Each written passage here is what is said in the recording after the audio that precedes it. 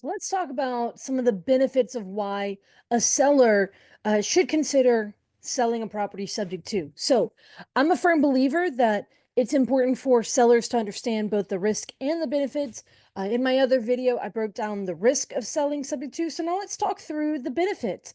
And so what's really important here is I don't believe subject to is for every seller, but I definitely believe that it is for there's a handful of sellers where in certain situations that subject to is something worth considering. So the first benefit is that it's a solution to sticky situations in real estate. So these solutions can look like a range of things, but understand it is a valid solution for certain sellers in certain situations, which again, when that seller is in that situation, it's a benefit that this is an option.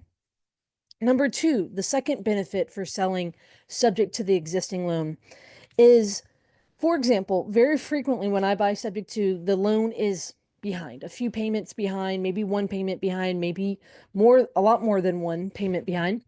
So first of all, if the loan is behind, the loan gets caught up and the foreclosure gets avoided. So that's a really big deal. And so that is definitely a benefit. Now, not every seller that I buy subject to from are they behind on their loan. So keep that part in mind. In that same vein, the third benefit is if they were behind on the loan, I catch it up, I stop the foreclosure. The payments that I make on time actually improve their credit. So these are on-time payments made over a period of time, eventually positively impact their credit. Again, this matters, especially for sellers who struggled making payments or making them on time. Fourth benefit is when selling on a subject to is that oftentimes this is one of the fastest ways I can buy a house. Now, generally speaking, if someone came to me and they needed to sell within 24, 48 hours, this is one of the routes I would choose to be able to do it as quickly as possible. Now, you don't want to sell that fast unless you need to, but it's it's an option. And then the final benefit is that sometimes a buyer can pay a premium um, over what their cash offer. So oftentimes, when I'm looking at buying a house for cash versus buying it subject to, generally speaking, my cash offer is less and my subject to offer is higher. So that's a benefit, right?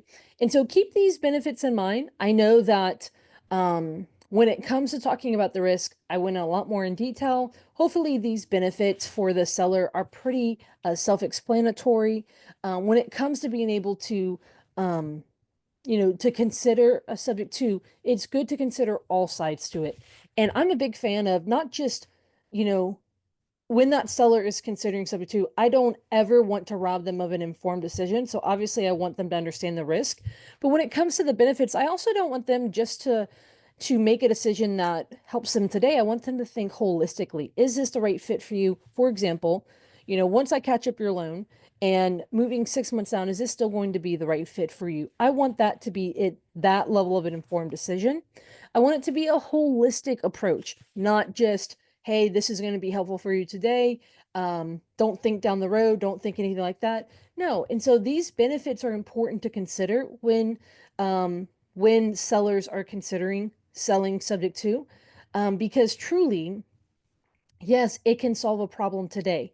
But it's also important to understand the overall picture. So these are some of the benefits of selling subject to, whether you are an investor wanting to learn more because you are, pitching this to sellers, whether you are a seller who are considering this, or you're a real estate agent or other professional who's looking to advise your client. I think it's important to understand these benefits and to look at the full picture. All right, hope you guys enjoy another day, another video.